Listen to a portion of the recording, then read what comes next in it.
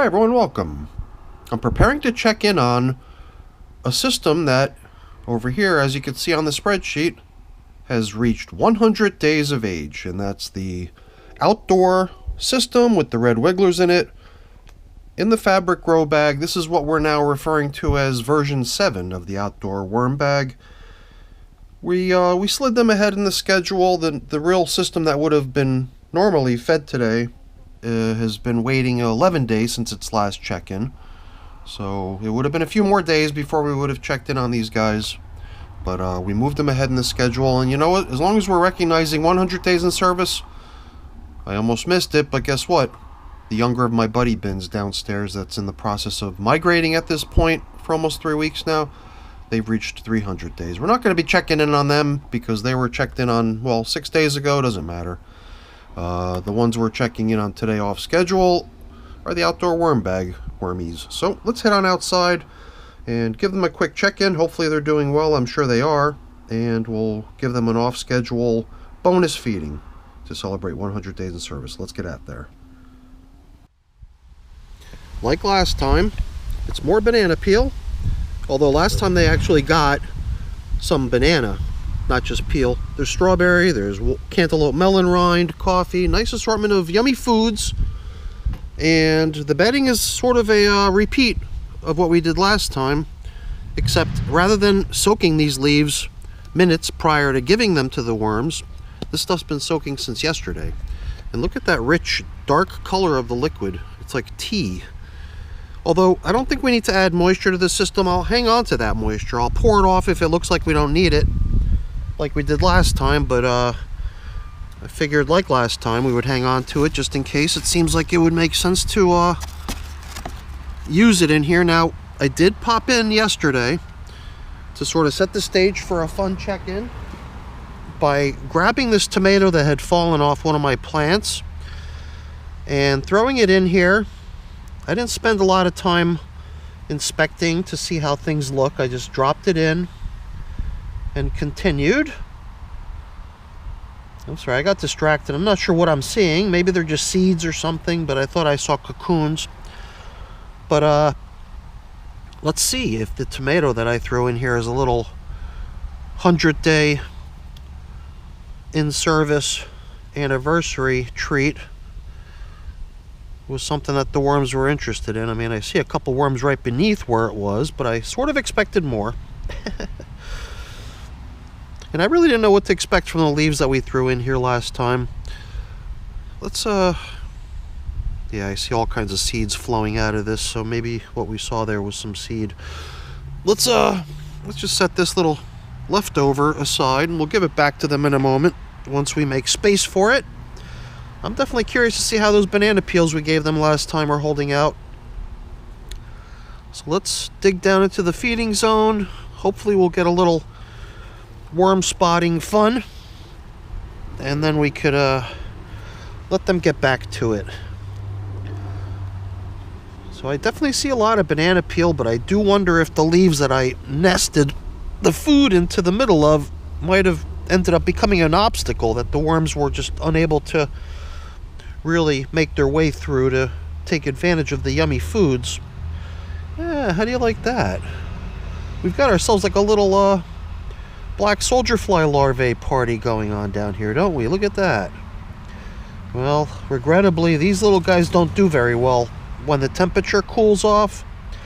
So with cooler temperatures expected in the forecast, there is always that likelihood that these little black soldier fly larvae are just going to be unable to make it to maturity because they need warm temperatures to be able to transform, make it all the way through to becoming a fly.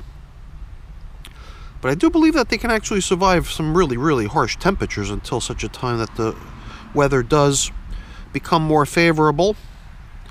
And as far as black soldier fly goes, they're always welcome in my worm bins. So even though we didn't really attract a whole bunch of worms with our banana peel that we fed 7 days ago, we were treated to a little sideshow of some other fun going on here. So I'm almost wondering if adding the leaves that I bought this time could be done a little differently, considering the way the stuff I added last time is still just sitting here.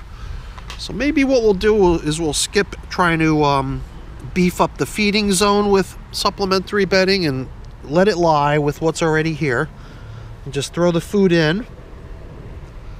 And then the new leaves that we just bought in, perhaps we'll just rest those out on the surface or something.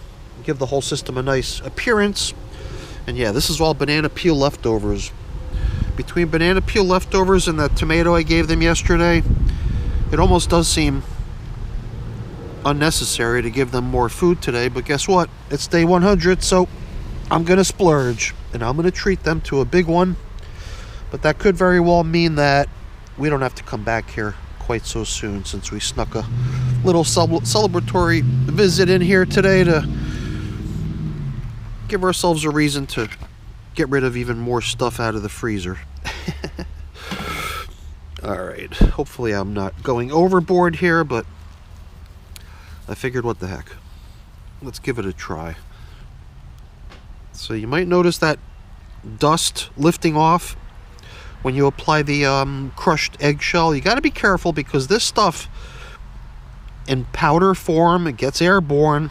If you breathe that stuff in, it's never coming out, and over time that could really cause trouble for your lungs. So you definitely don't want to be inhaling this stuff. So if you're one of the people like me using the crushed eggshell as the grit in your worm bin feedings, then make sure you don't harm yourself with this stuff. It could be dangerous.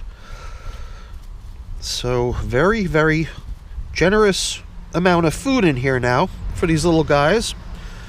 And speaking of these little guys, where the heck are they? I think we're going to do a little plowing around. We had a good opportunity to see black soldier flies enjoying some of the stuff we laid out here for the wormies, but these are worm bins after all, so let's see where the worms are. It does seem like they were just hanging out in the stuff that they're capable of being in, versus venturing into the leaves, which they apparently were not yet capable of being in comfortably, because the stuff would, I guess, have to get to a certain stage of breakdown or something. I don't know.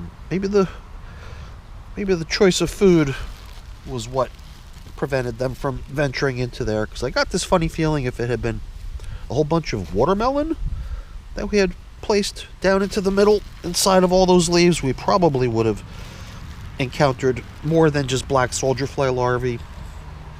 My guess is we probably would have seen worms in there too, at least more worms.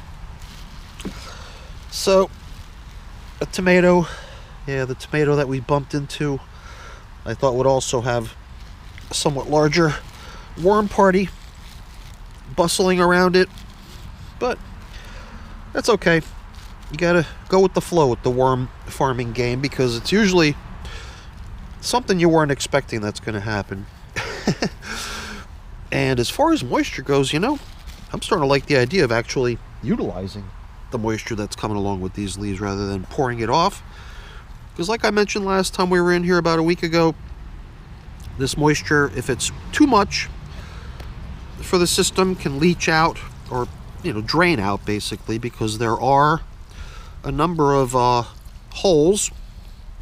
You're probably thinking to yourself, hey, it's a fabric bag, of course it's going to allow moisture through, but there is a plastic liner which would prevent moisture from going through if it didn't have holes in it, but since it does, luckily it would never get to the point where there'd be an over moistening situation in here. So this is kind of cool, setting up the outdoor worm bag with this really sweet coating of overnight soaked leaves, nice and damp, sitting out on the surface, not even suggesting that worms should come hang out in it, only if they want to.